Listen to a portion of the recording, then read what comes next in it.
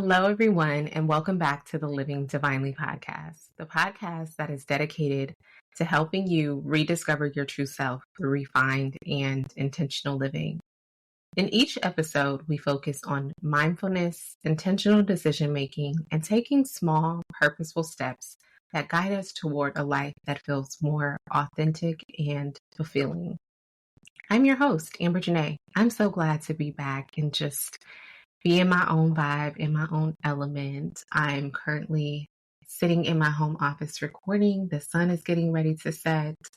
I am fresh off of a 5-day little vacation with my family. And I'm excited because during that time away, I really got just some time to think. I'm not trying to worry about cramming a lot of things into my schedule, but really time to just focus and think about what's next. And one of the things that I decided on is I want to have a better consistency when it comes to my newsletter. I really only publish my newsletter once a month, or if I have something exciting that I want to share. And I really want to change that. I think it's a great way for me to just share my thoughts and share more ways about being mindful, being intentional. I share all that because I feel like my newsletter really ties into today's topic. Today's topic is a simple word, a word that I know that we all struggle with or have struggled with at some point in our lives.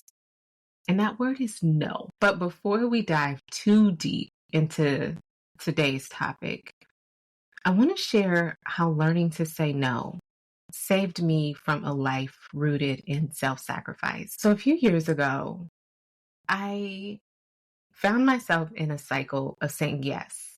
I was saying yes to everything and everyone. I was the friend who always showed up, the colleague who never disappointed anyone, never declined any extra work, never declined a meeting, the family member who literally dropped everything to be present and help out.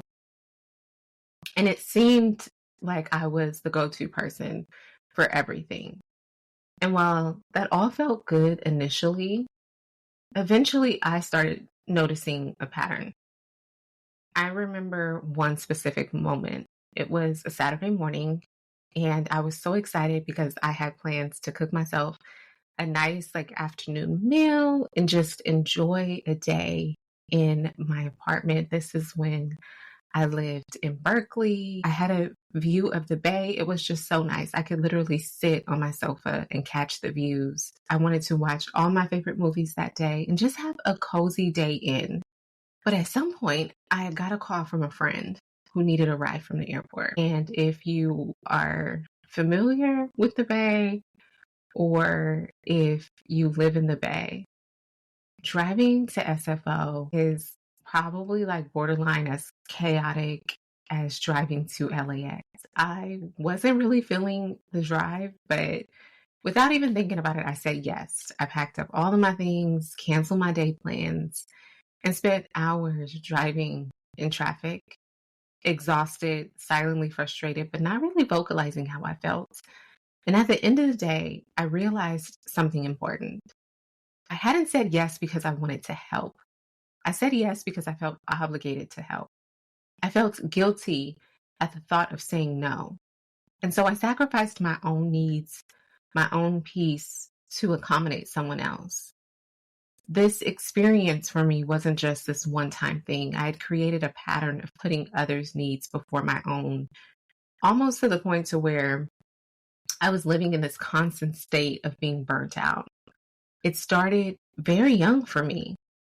And it's crazy to even admit that. By adulthood, I noticed that I was willingly sacrificing my well-being to be kind and be supportive and be that person that's always known for being there. But the older I got, I started to wonder, is it really kind to myself if I'm always saying yes out of guilt? And is it fair to all parties involved if I'm saying yes out of guilt? I realized that my inability to say no was leading me to a life of self-sacrifice. And that's when it hit me. I was abandoning a little part of myself every time I said yes when I wanted to say no. I was betraying my own needs. It was a hard pill to swallow, but it was also a turning point for me. I realized that if I wanted to protect my peace, I needed to get comfortable with the discomfort of saying no.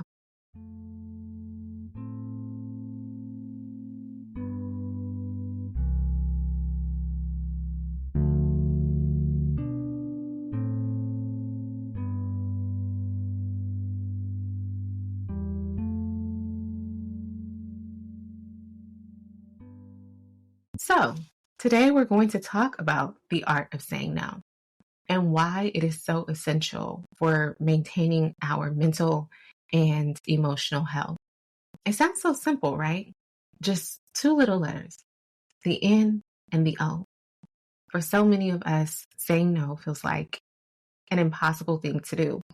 We worry about disappointing others, feeling guilty, being seen as selfish. But here's the thing. Learning to say no is actually one of the most powerful ways we can protect our peace and honor our well-being. I want to take you through my own journey with setting boundaries, learning to say no, and why it's essential for maintaining our mental and emotional health. I'll be the first to admit I used to be a chronic people pleaser. If someone asked me for help, I'd say yes without a second thought. If a friend wanted to make plans at the last minute, even if I was exhausted, I pushed myself to show up. And while I thought I was being kind and supportive, I was really just depleting myself. A turning point for me was a few years ago when I found myself feeling overwhelmed and resentful. I realized that saying yes to so many things didn't really serve me purely out of obligation or fear of conflict. It took me a while to see that I was saying no to myself every time I said yes to something that didn't align with my needs at the moment. And I know I'm not someone that is alone in this. So many of us struggle with saying no because we fear what others will think. You probably said yes to something literally before you listen to this episode. And now you're regretting it and second guessing it. I can guarantee you somebody who is listening right now has agreed to something that they absolutely wish they had not. Because when you said yes, you sacrificed a little piece of yourself in that moment. And I get it. We want to be liked. We want to be loved. We want to be seen as dependable or to avoid conflict. But at what cost are we doing that? Saying yes when we mean to say no chips away at our mental health and our sense of self-worth. It leaves us feeling completely disconnected from who we are. So let's consider the impact of this for a moment. When we're constantly saying yes, we are essentially abandoning ourselves. We become self-sacrificial. We prioritize everyone's comfort. We prioritize everyone's comfort and convenience over our own needs, which leads us to feeling resentment. We feel burnt out, and we even experience high levels of stress and anxiety. I used to find myself feeling so overwhelmed and just constantly stretched way too thin, and honestly, a little bitter at times. Like, I'm mad as hell that I said yes to this and you are benefiting while me, I feel completely drained. I realized I wasn't showing up as my best self because I was giving away so much of my energy to things that didn't feel aligned with me. It's like pouring from an empty cup, and we all hear that saying over and over and over again. But eventually, when you're pouring from an empty cup, there's nothing to give. And here's the kicker.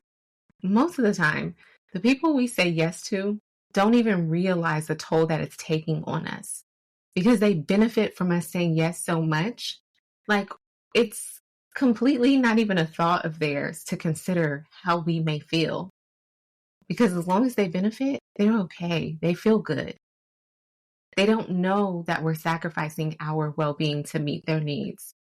And it's really up to us to communicate our boundaries and protect our peace. Boundaries are a form of self-respect. They help us to define what is okay and what isn't okay. When we set boundaries, we're saying, this is what I need to take care of myself. And that is not selfish. It is necessary. Boundaries are about creating space for what truly matters.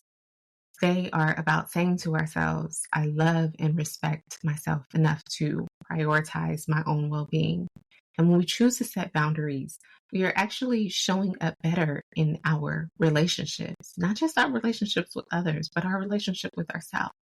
We can give from a place of fullness rather than resentment. For me, learning to set boundaries really transformed my relationships. I found that the people who truly valued and loved and respected my boundaries without question were the people that were meant for me. But I can recall this sudden shift when I started to set boundaries and say no, and when I wasn't always readily available for certain people. And they just kind of fell out in my life. It was a lesson for me in letting go of the fear that I'd lose people by saying no. The right people in your life will understand and honor your needs. One thing I want us all to be mindful of, though, is that the people who we find it difficult to say no to will never convince us to prioritize ourselves. They'll never convince us to do that. And the reason why is, like I said earlier, they benefit from us being self-sacrificial. You have to learn to advocate for yourself if you want the things in life that you subject yourself to shift. Let's get to the practical application part. And I feel like I'm at work when I say that. I hate saying that. But that's literally what it is. How do we actually learn to say no without feeling guilty? It's a skill, it's a talent, and like any skill, it takes practice. And here are a few things that have helped me, starting with small no's.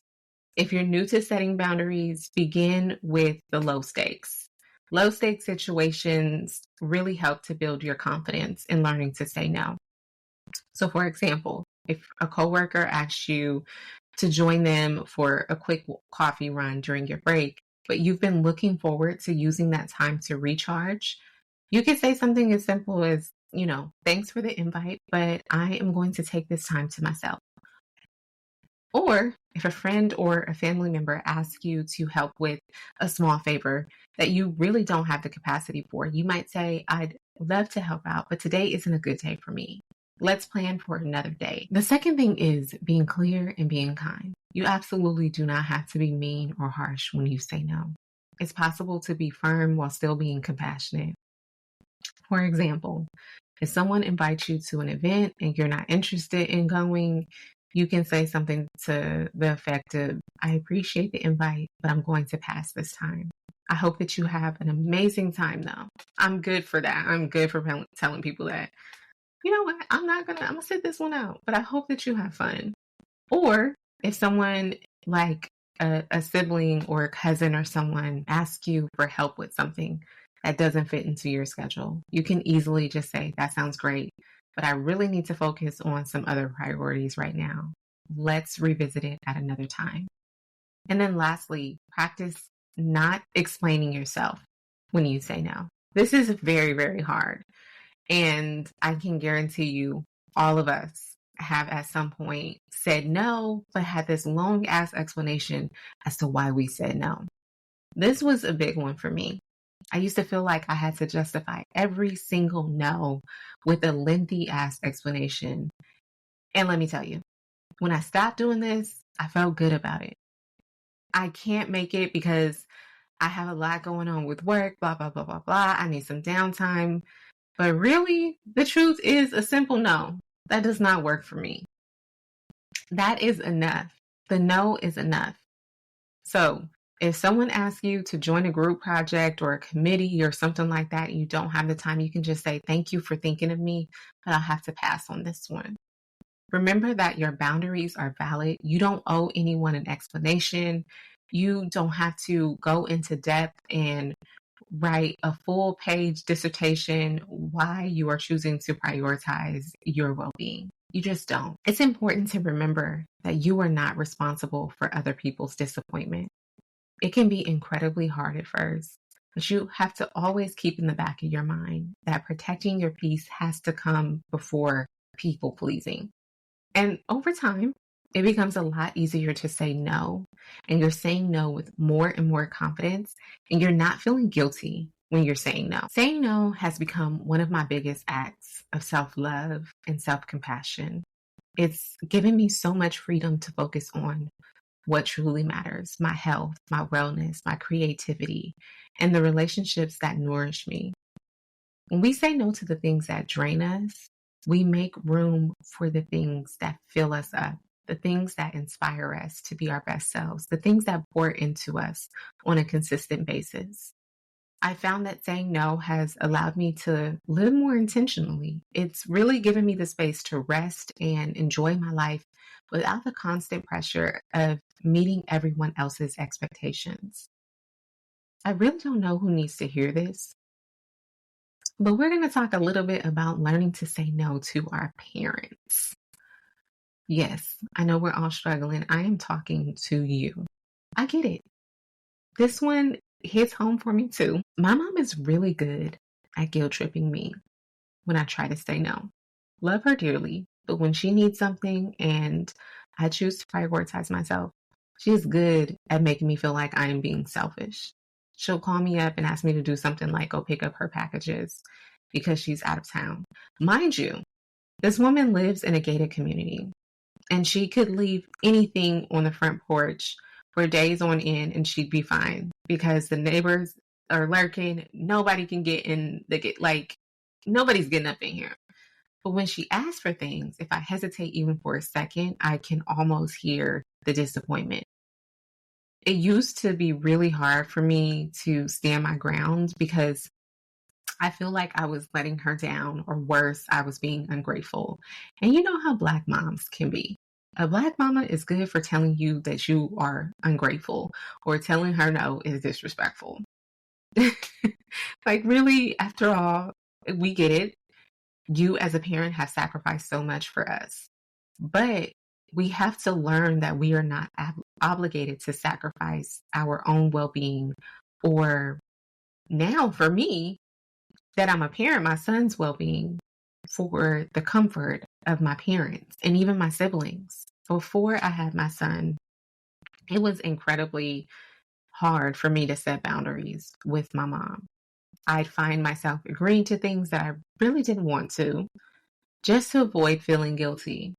But since becoming a mother, it's become a lot easier for me to say no because it's no longer just about my needs. It's about my son's needs too. I have to keep him on a schedule. I have to prioritize his rest and make sure that he's well adjusted, well fed, and all of those things. And if I'm running around trying to meet everyone else's needs, I'm not able to show up for Caleb fully.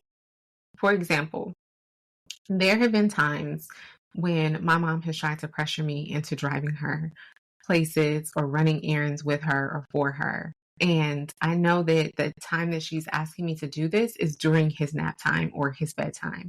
She'll say things like, oh, bring him alone. He can sleep in the car or he'll be all right. But I've learned to just firmly say no, like, let's wrap this up, or no, I'm not going, or that won't work for us today because we need to stick to his schedule. It wasn't easy at first, but the more that I practiced, the more natural it became for me. And here's the thing. I realized that protecting my son's needs is a form of protecting my own peace as well.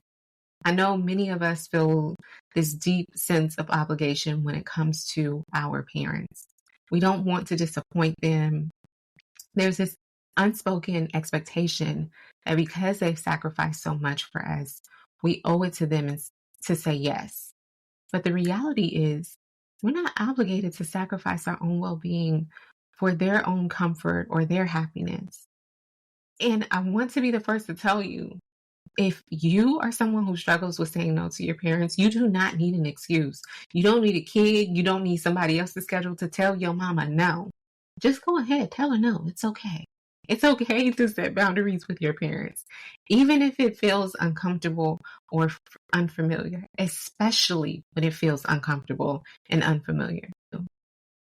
It's also important to recognize that setting boundaries can actually help to strengthen our relationships with our parents and others in the long run. When we say no and set clear boundaries, we are being honest and authentic about what we need.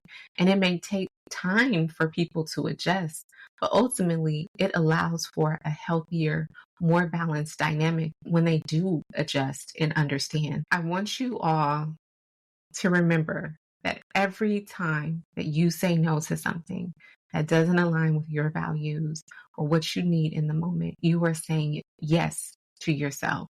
Keep that in mind, keep that in your back pocket, and remember that. That is your ticket to honoring your well being, honoring your self care, and creating a life that feels more fulfilling for you. A life that feels good, a life that doesn't feel like everybody and everything around you is constantly taking from you and giving you nothing. Before we wrap, I want to leave you all with another gentle reminder. It is okay for you to protect your peace. It is okay for you to say no. It is not your job to make everyone else feel comfortable at the expense of your own well-being. So the next time you feel that urge to say yes out of obligation or guilt, take a moment, breathe, think about it, and ask yourself, am I honoring myself with this yes? If the answer is no, give yourself permission to say it. I want to thank you all so much for joining me today. If this episode resonated with you, I'd love to hear your thoughts.